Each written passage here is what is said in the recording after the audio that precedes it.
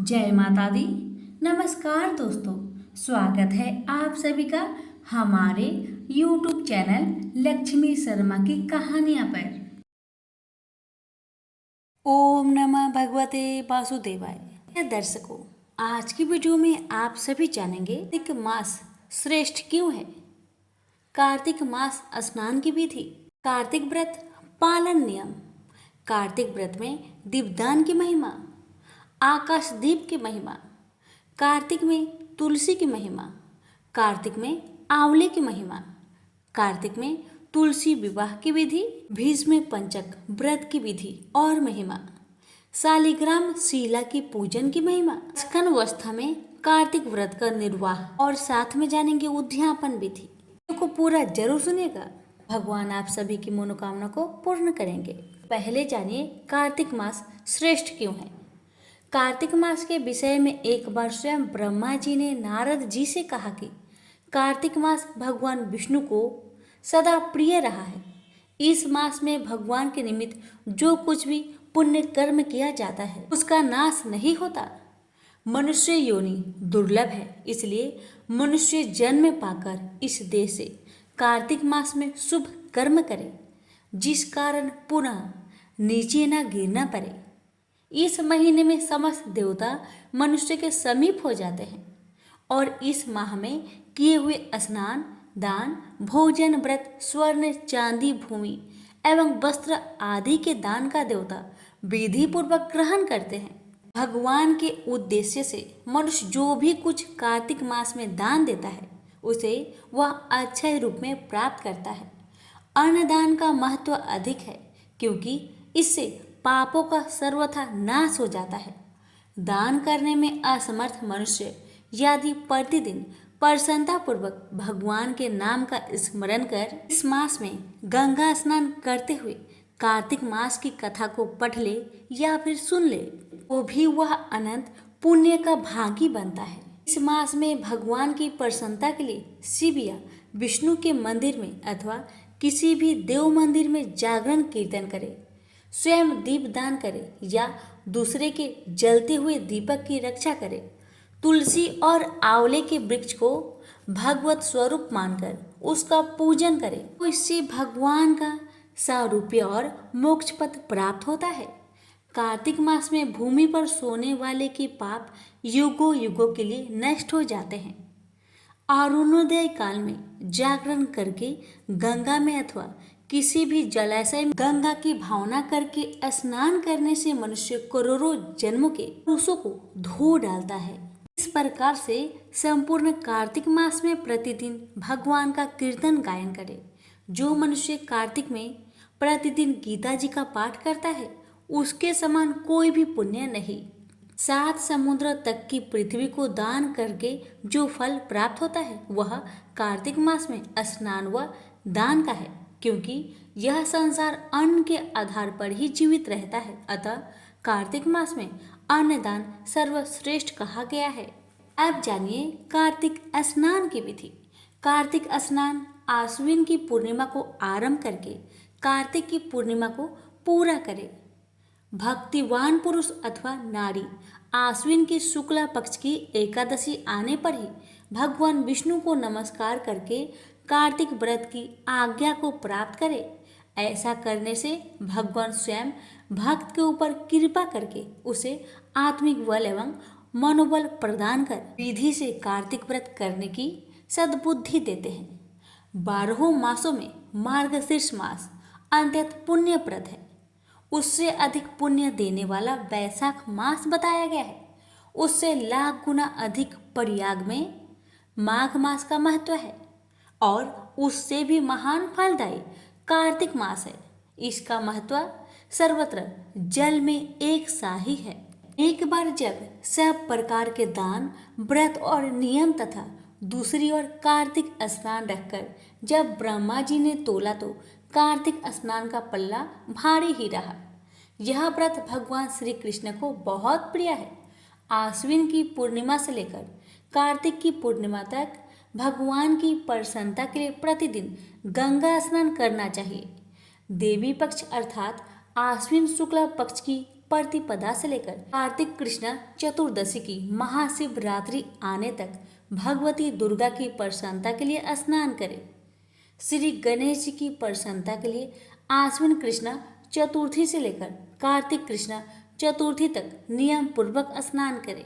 जो आश्विन शुक्ला पक्ष की एकादशी से लेकर कार्तिक शुक्ला एकादशी तक स्नान करता है, उसके ऊपर भगवान जनार्दन अपार प्रसन्न रहते हैं। तो दूसरों के संग बस या बलात् अनजाने में भी कार्तिक मास में स्नान का नियम पूरा कर लेते हैं, उन्हें कभी यम यातना को नहीं देखना पड़ता। कार्तिक मास में तुलसी के पौधे के नीचे श्री राधा कृष्ण की मूर्ति का निष्काम भाव से पूजन करना चाहिए। तुलसी के अभाव में आंवले के वृक्ष के तले पूजा करनी चाहिए। स्नान करने का नियम यह है कि जब 2 घड़ी रात बाकी रहे तब तुलसी की मिट्टी, वस्त्र और कलश लेकर जलाशय या गंगा तट पर जाए।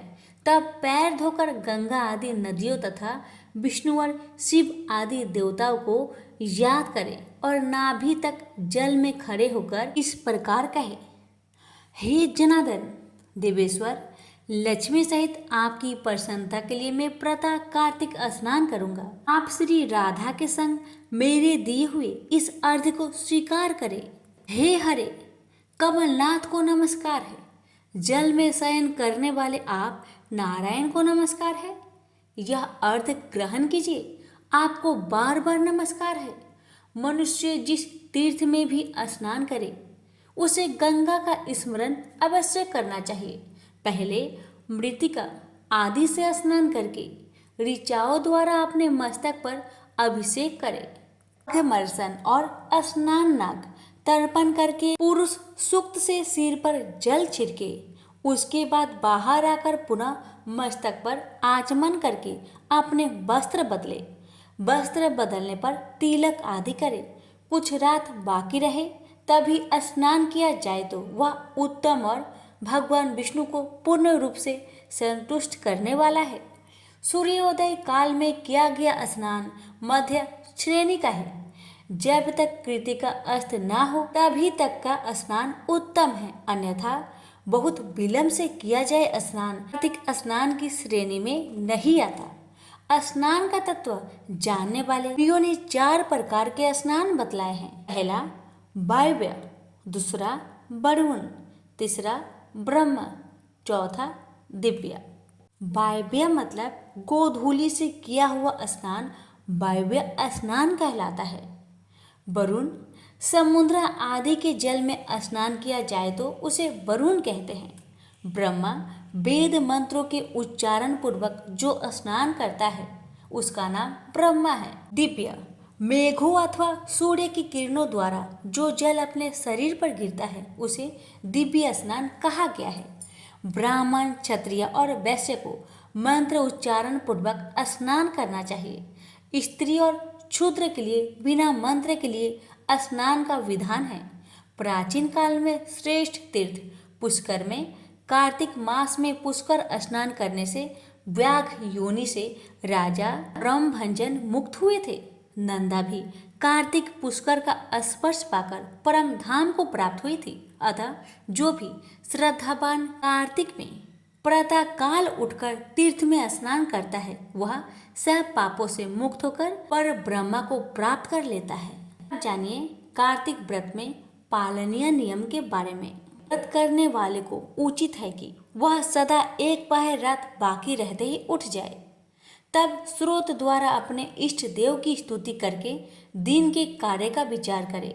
ग्राम अथवा नगर की प्रकृति के अनुसार दैनिक कृत्य मल मूत्र त्याग कर उत्तराभिमुख होकर बैठे।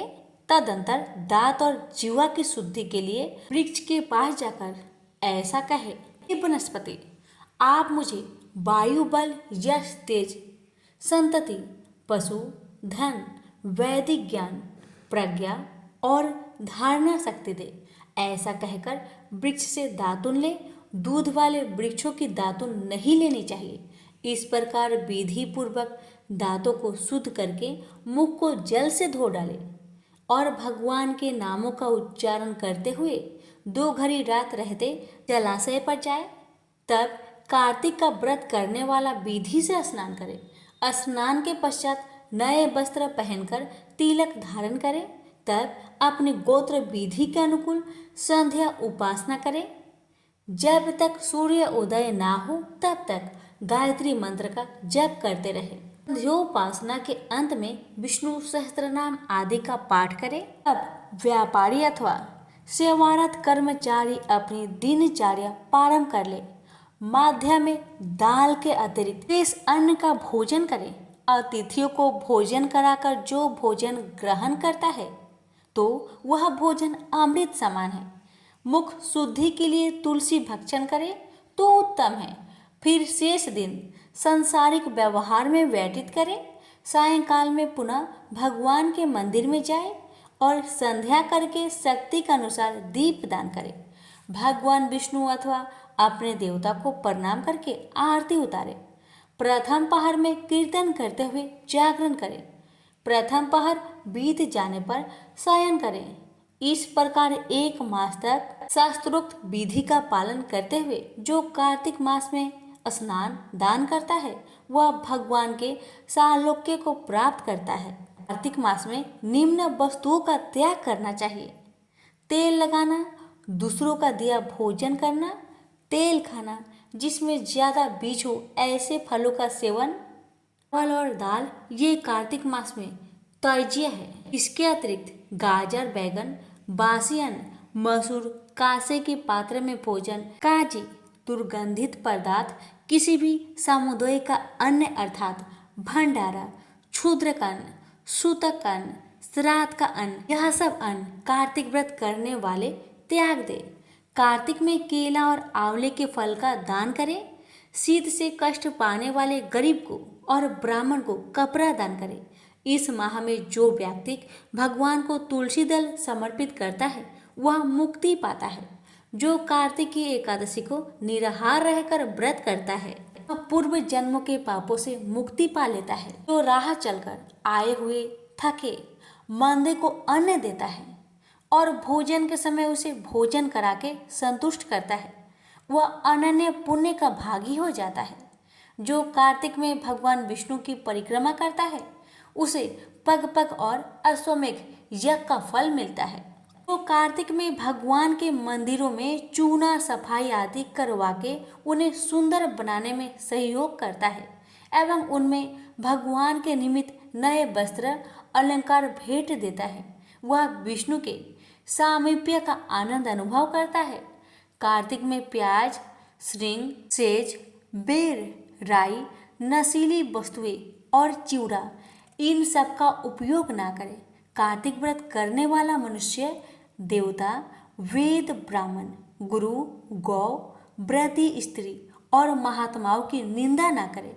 कार्तिक मास में नरक चतुर्दशी को यानी कि दीपावली से 1 दिन पूर्व शरीर में तेल लगाना चाहिए। इसके अतिरिक्त व्रती मनुष्य अन्य किसी दिन तेल न लगाए। व्रती मनुष्य को चाहिए कि वह कार्तिक में चंडाल, मलेच्छ, पतित, व्रतहीन, ब्राह्मण, देशी और वैद्य बहिष्कृत लोगों से बातचीत ना करें। जानिए कार्तिक व्रत में दीपदान की महिमा। स्त्रियों और पुरुषों ने जन्म से लेकर जो भी पाप कर्म किए हैं वह कार्तिक में दीपदान से नष्ट हो जाता है। इस विषय में यह प्राचीन कथा बड़े ही महत्व की है। प्राचीन काल में द्रविड़ देश में एक बुद्ध नामक ब्राह्मण रहता था। उसकी स्त्री बड़ी दुष्ट और दुराचारी थी। उसके संग दोष से पति की आयु क्षीण होकर वह मृत्यु को प्राप्त हो गया। पति के मर जाने पर वह उसी घृणित कर्म में लगी रही। लोग निंदा से उसे तनिक भी लज्जा नहीं आती थी। उसके न तो कोई पुत्र था और न कोई भाई। वह सदा भिक्षा के अन्न का भोजन करती थी। वह अपने हाथ से बनाई हुई शुद्ध भोजन को भी न खाकर मांग कर लाए गए बासी भोजन को ही ग्रहण करती थी। तीर्थ यात्रा से भी वह सदा दूर रहती और उसने कभी मंदिर आदि में जाकर कथा प्रवचन भी नहीं सुना था। एक दिन भ्रमण करता हुआ कोई तीर्थ यात्री विद्वान ब्राह्मण उसके यहाँ आया। उसका नाम कुष्ठ था। उस ब्राह्मणी को निंदित कार्यों में लगी देखकर कुछ ने पूछा, अरे ओ मूर्ख नारी, तू मेरी बात को ध्यान से सुन। यह देह पानी के बुलबुले के समान है, एक दिन इसका नाश हो जाना निश्चित है। इस अनित्य शरीर को यदि तू नित्य मानती है तो अपने मन में बैठे हुए इस मोह को विचार पूर्वक त्याग दे। सबसे श्रेष्ठ देवता भगवान विष्णु का चिंतन कर और उन्हीं की लीला कथा को आदर पूर्वक सुन। और जब कार्तिक मास आए तब भगवान दामोदर की प्रसन्नता के लिए स्नान दान आदि करके दीप दान दे। भगवान विष्णु की परिक्रमा करके उन्हें प्रणाम कर। यह व्रत विधवा और सौभाग्यवती सभी स्त्रियों को करने योग्य है। यह सब पापों की शांति और समस्त उपद्रव का नाश करने वाला है। तू मेरी बात मानकर निश्चय ही कार्तिक मास में दीपदान करने से भगवान विष्णु की कृपा पालेगी।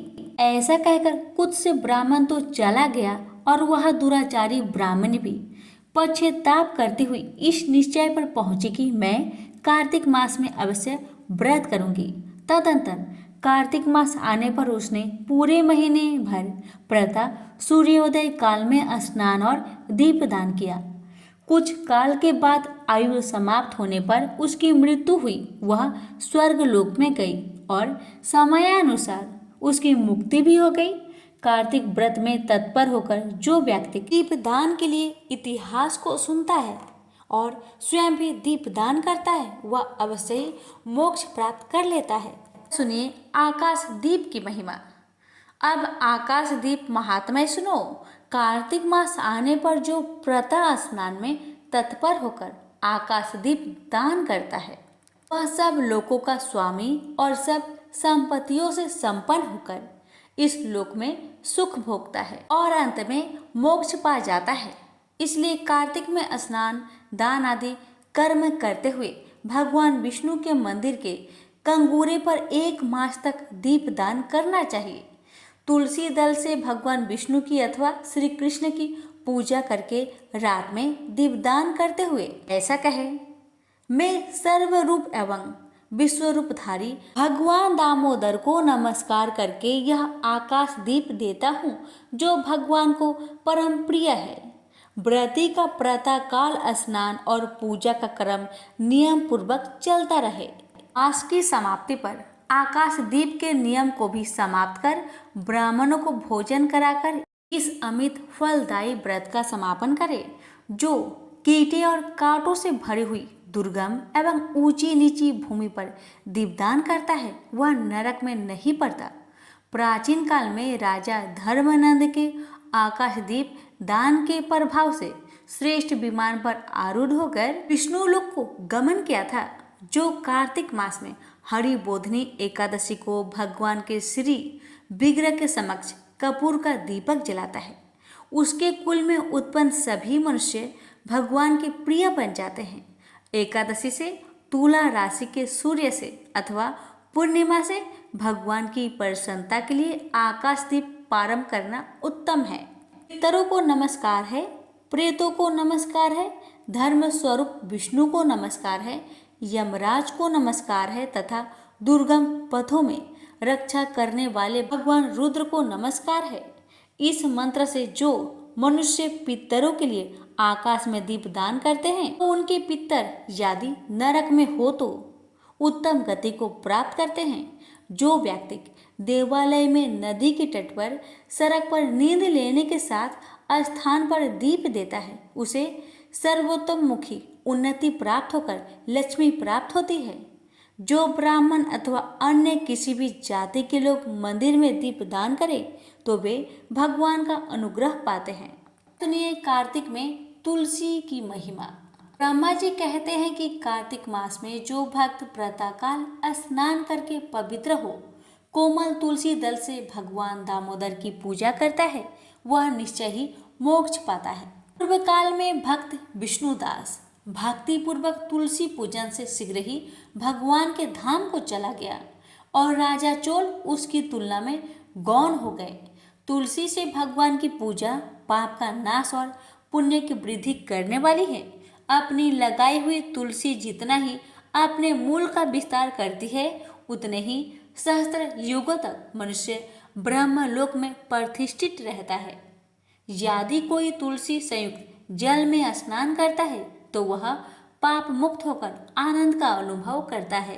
जिसके घर में तुलसी का पौधा विद्यमान है उसका घर तीर्थ के समान है, वह यमराज के दूत नहीं जाते। जो मनुष्य तुलसी काष्ठ संयुक्त गंध धारण करता है, क्रियामान पाप उसके शरीर का स्पर्श नहीं करते। जहाँ तुलसी वन की छाया हो वहाँ पर पितरों की तृप्ति के लिए श्राद्ध करना चाहिए। जिसके कान में, मुख और मस्तक पर तुलसी का पत्ता दिखाई देता है उसके ऊपर यमराज को दृष्टि नहीं डाल सकते। प्राचीन काल में हरिमेधा और सुमेधा नामक दो ब्राह्मण थे। वह जाते जाते किसी दुर्गम वन में परिश्रम से व्याकुल हो गए। वहां उन्होंने एक स्थान पर तुलसी दल देखा। सुमेधा ने तुलसी का महान वन देखकर उसकी परिक्रमा की और भक्ति पूर्वक प्रणाम किया।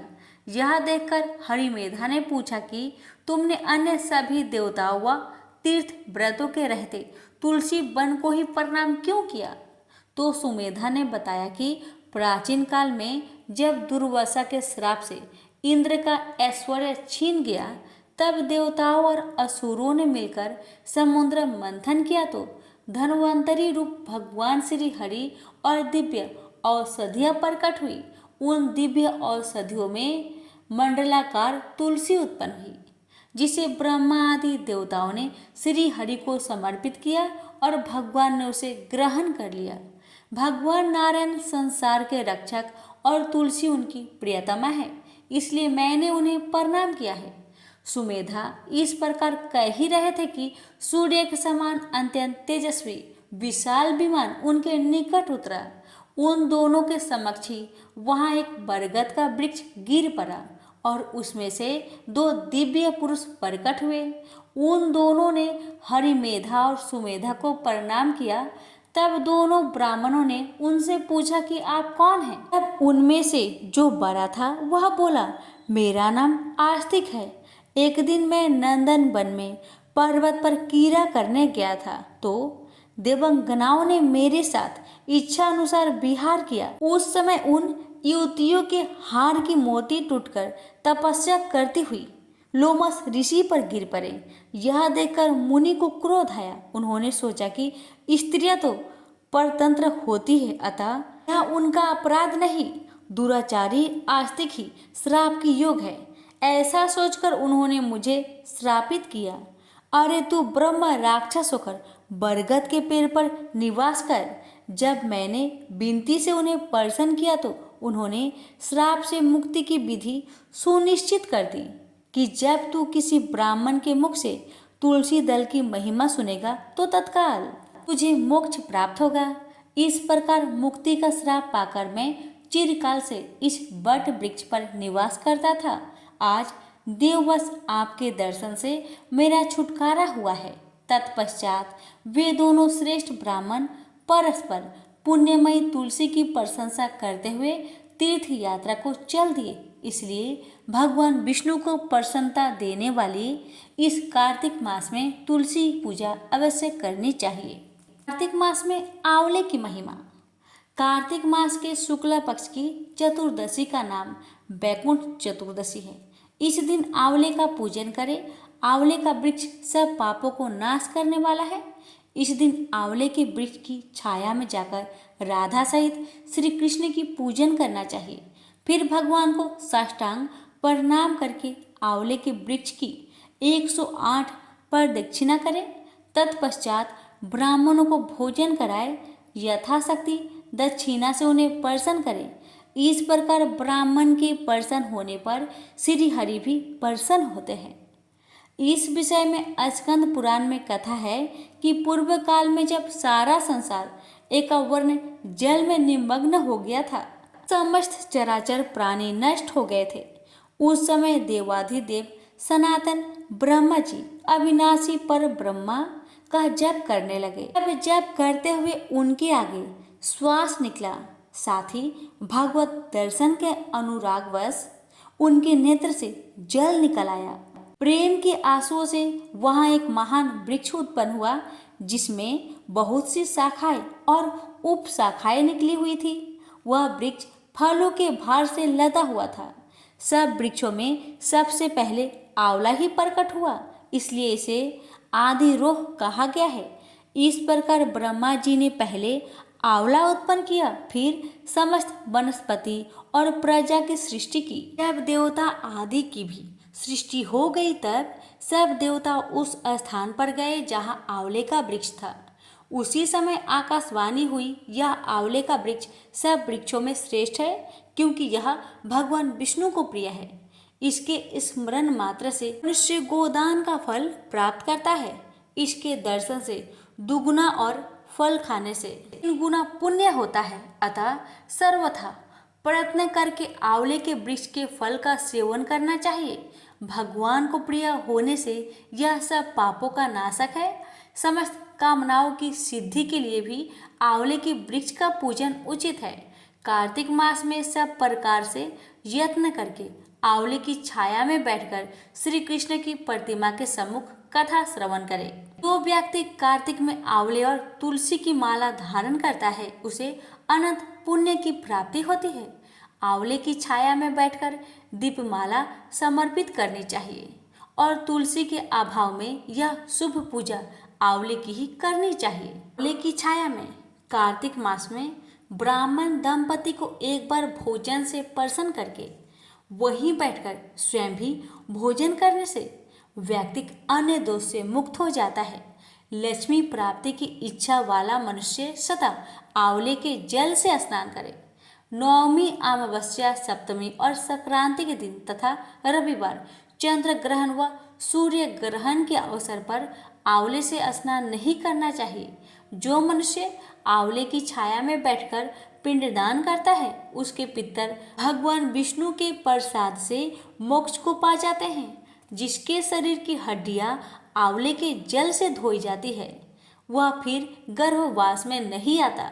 इस घर में सदा आंवला का सेवन होता है और आंवला रखा जाता है। वहाँ भूत प्रेत, कुष्मांड और राक्षस नहीं जाते।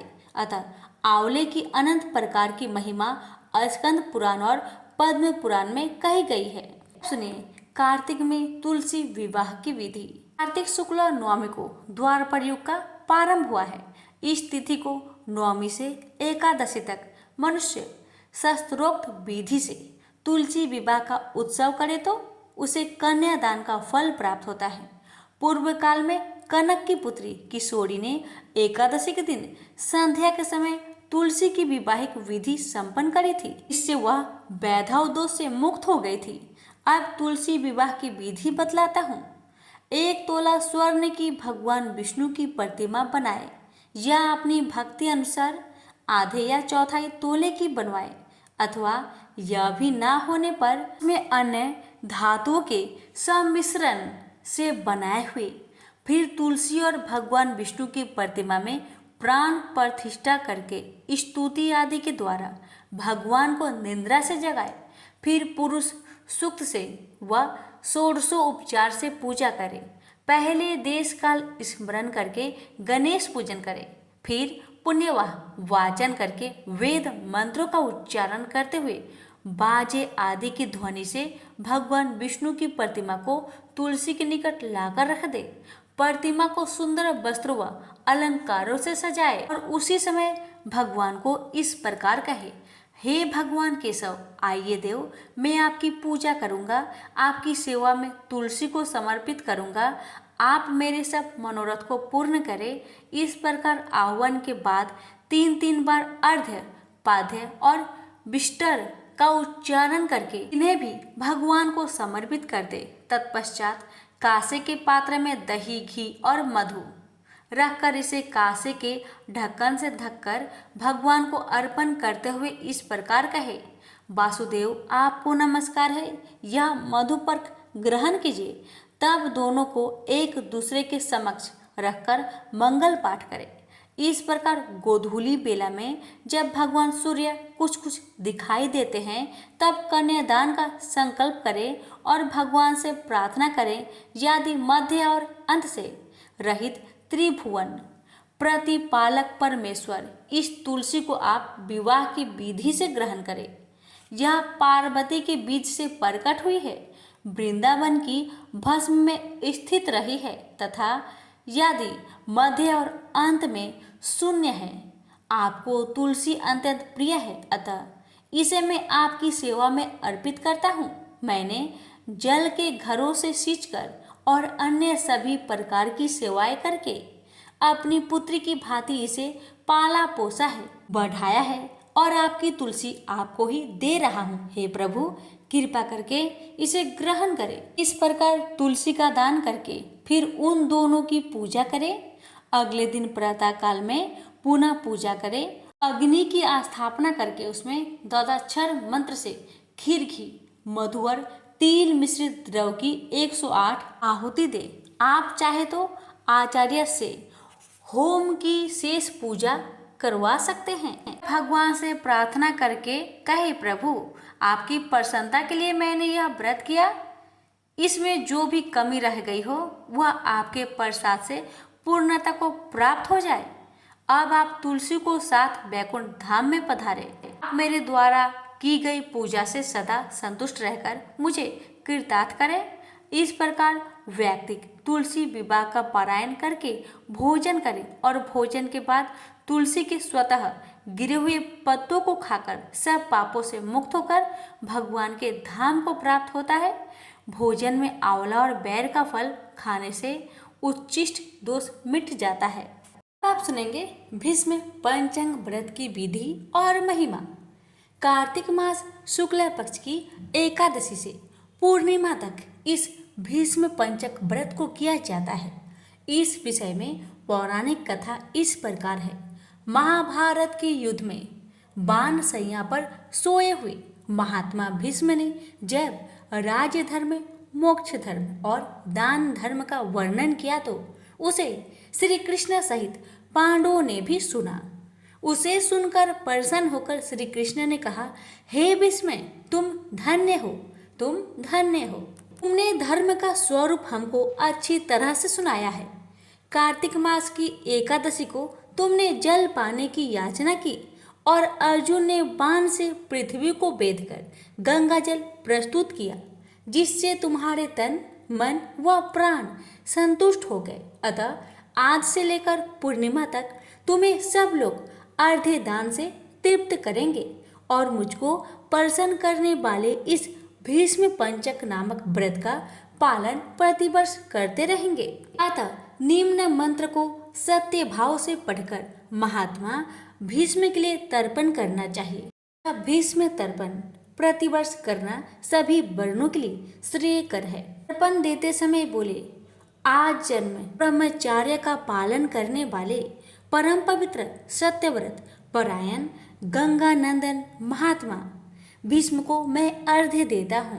जो मनुष्य इस तरह कहकर भीष्म जी के लिए अर्घ्य दान करता है वह मोक्ष का भागी होता है। इनका बाह्य प्रद गोत्र और संस्कृत परवर है। उन पुत्रों रहित भीष्म वर्मा को मैं जल देता हूँ। वसुओं के अवतार शांतनु के पुत्र आज जन्म ब्रह्मचारी भीष्म को मैं अर्घ्य देता हूँ। जो मनुष्य पुत्र की कामना से स्त्री सहित भीष्म पंचंग व्रत का पालन करता हुआ तर्पण और अर्घ्य देता है वह 1 वर्ष के भीतर ही पुत्र प्राप्त करता है। यह महापुण्य व्रत महापातकों को नाश करने वाला है। अतः प्रत्येक भारतीय को प्रयत्न पूर्वक इसका अनुष्ठान करना चाहिए। अर्घ्य देने के उपरांत पंचगव्य सुगंधित चंदन के जल, उत्तम गंध व कुमकुम के द्वारा भक्ति पूर्वक सर्व पापाहरि श्री हरि का पूजन करें। 5 दिनों तक भगवान के समीप अखंड दीपक जलाते रहे। देवाधिदेव भगवान के लिए उत्तम नैवेद्य निवेदन करें। पूजा अर्चना और ध्यान नमस्कार के पश्चात ओम नमः भगवते वासुदेवाय इस मंत्र का 108 बार जप करें। प्रतिदिन प्रातः व सायं संध्या वंदन करके पूर्वतः 108 बार मंत्र जप करके भूमि पर शयन करे। बुद्धिमान पुरुष ब्रह्मचर्य का पालन करते हुए पाप पूर्ण विचार मन में न लाए। शाकाहार करे अथवा मुनियों से प्राप्त अन्न से निर्वाह करते हुए सदा विष्णु पूजन में तत्पर रहे। विधवाओं को मोक्ष सुख की कामना से यह व्रत करना चाहिए। पूर्णमासी आने पर ब्राह्मणों को भोजन कराए और बछड़े सहित गौदान करे। इस प्रकार भली भांति विधि विधान से व्रत को समाप्त करे। एकादशी से लेकर पूर्णिमा तक 5 दिनों का भीष्म पंचक व्रत समस्त भूमंडल में प्रसिद्ध है। अन्न ग्रहण करने वाले के लिए यह व्रत नहीं है, क्योंकि इन 5 दिनों में अन्न का निषेध है। इस व्रत का पालन करने से भगवान विष्णु सदैव शुभ फल प्रदान करते हैं। ब्रह्म पुराण में भी भीष्म पंचक व्रत की महिमा का उल्लेख है। एकादशी से लेकर पूर्णिमा तक लगातार 5 दिनों में भगवान के समीप रात दिन दीपक जलाए रखे। प्रतिदिन 108 बार ओम नमः वासुदेवाय मंत्र का जाप करें। प्रतिदिन सायंकाल में संध्या उपासना करके जप करते हुए व्रत पालन पूर्वक पृथ्वी पर शयन करें। एकादशी से भगवान विष्णु का पूजन करके उपवास रखें। फिर द्वादशी को व्रती पुरुष भूमि पर बैठकर मंत्रोच्चारण के साथ गोमूत्र का पान करें। त्रयोदशी को दूध पीकर रहे। चतुर्दशी को दही का भोजन करें।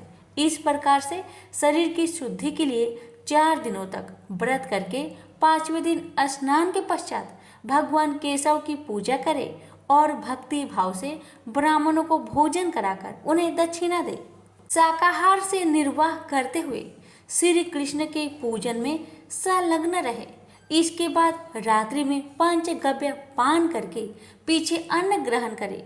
इस प्रकार भली भांति करने से मनुष्य शस्त्रोक्त फल का भागी होता है। इस भीष्म पंचक व्रत का अनुष्ठान करने से प्राणी परम पद को प्राप्त करता है। यह आरोग्य और पुत्र प्रदान करने वाला तथा महापातकों को नाश करने वाला व्रत पद्म पुराण में बताया गया है। अब सुनेंगे शालिग्राम शिला की पूजन की महिमा। शालिग्राम शिला में सदा चराचर प्राणियों सहित समस्त त्रिलोकी लीन रहती है।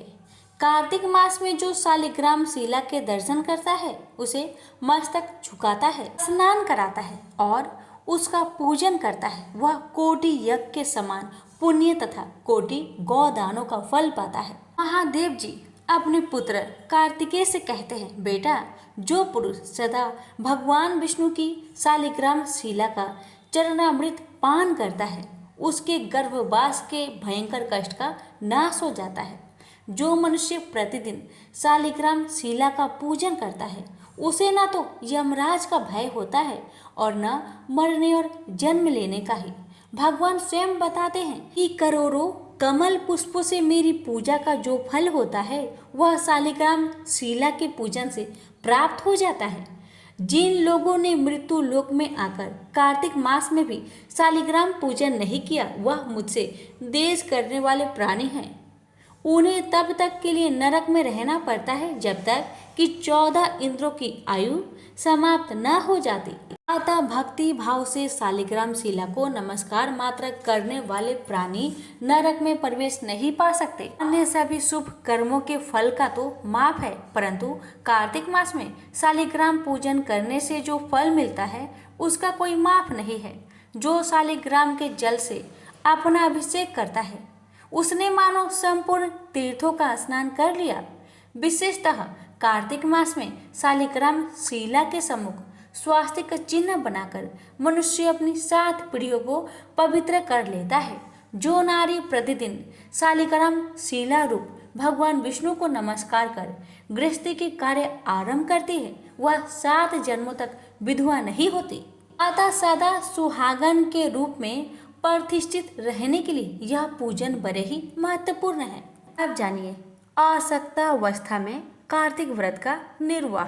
कार्तिक मास भगवान विष्णु को सदा ही प्रिय है तथा भोग एवं मोक्ष रूपी फल प्रदान करने वाला सरल उपाय है।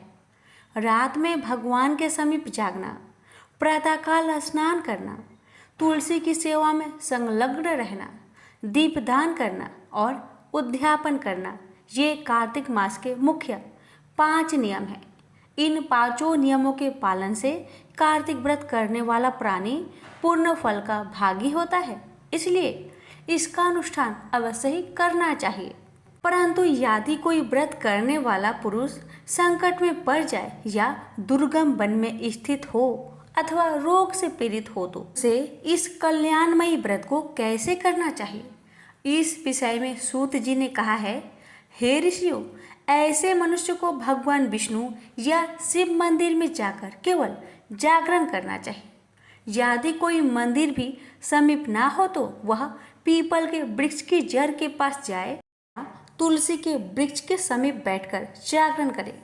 जो व्यक्ति आपाती में फंस जाने के कारण स्नान के लिए जल ना पा सके अथवा जो रोगग्रस्त होने के कारण स्नान ना कर सके, वह भगवान विष्णु का नाम लेकर मार्जन कर ले।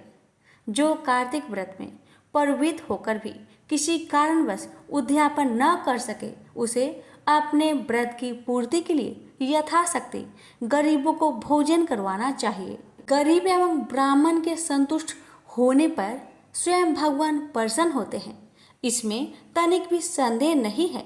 जो स्वयं दीप दान करने में असमर्थ है, वह दूसरों का दीप जलाए और यत्नपूर्वक दूसरे दीपों की रक्षा करे।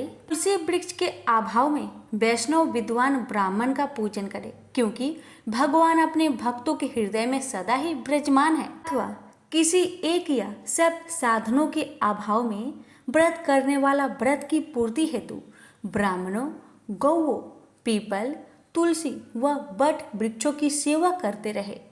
पीपल में भगवान विष्णु साक्षात ही विराजमान है। इसी प्रकार वट वृक्ष भगवान शंकर का और पालस ब्रह्मा जी का स्वरूप है। इन तीनों का दर्शन, पूजन और सेवन पापहारी माना गया है। जानिए उद्यापन की विधि। कार्तिक मास के व्रत के उद्यापन में तुलसी के मूल प्रदेश में भगवान विष्णु की पूजा की जाती है। व्रती मनुष्य कार्तिक शुक्ल पक्ष की चतुर्दशी को व्रत की पूर्ति तथा भगवान विष्णु की प्रसन्नता के लिए उद्यापन करे। उद्यापन करता तुलसी के ऊपर एक सुंदर मंडल बनाए जिसमें 4 दरवाजे हो। उस मंडप में सुंदर बंदवार लगाकर उसे पुष्पमय चवर से सुशोभित करे। चारों द्वारों पर अलग अलग मिट्टी के 4 द्वारपाल पुण्यशील, सुशील, जय और विजय की स्थापना करके उन सबका पूजन करे। तुलसी की जड़ के समीप सर्वतो भद्र मंडल बनाए जो 4 रंगों से युक्त मनोहर प्रतीत होता हो। सर्वत्र भद्र के ऊपर कलश की स्थापना करे। कलश पर नारियल रखे। इस तरह से कलश स्थापना के बाद लक्ष्मी जी के संग विराजमान शंख, चक्र, गदा युक्त भगवान विष्णु की पूजा करे। मंडल में इंद्र आदि लोकपालों का पूजन भी करे। भगवान द्वादशी को शयन से उठाए। त्रयोदशी को देवताओं ने उनका दर्शन किया। चतुर्दशी को सबने उनकी पूजा की, इसलिए इस समय भी उसी तिथि को भगवान की पूजा की जाती है। इस दिन शांत और शुद्ध चित्त होकर भक्ति पूर्वक उपासक करना चाहिए।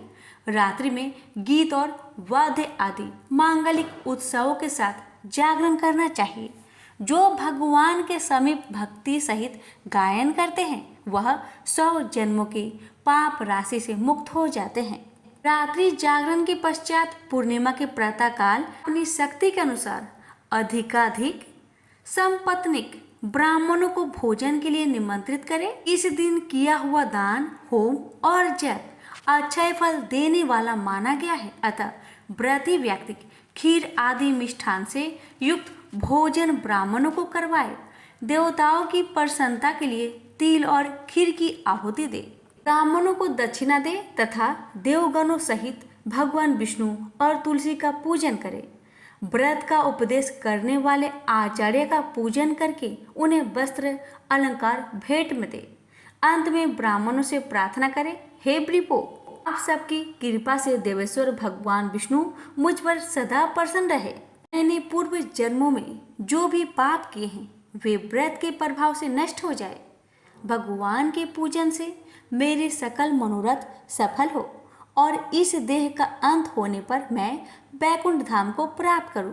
इस प्रकार क्षमा याचना करते हुए ब्राह्मणों को विदा करे।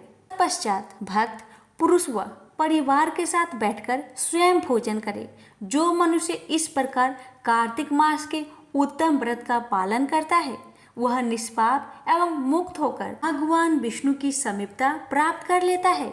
जो भक्त पुरुष कार्तिक व्रत के इन नियमों का प्रचार करता है उसके भी समस्त पापों का क्षय हो जाता है। प्रेम से बोलिए लक्ष्मी नारायण की जय। इस वीडियो को शेयर अवश्य करें।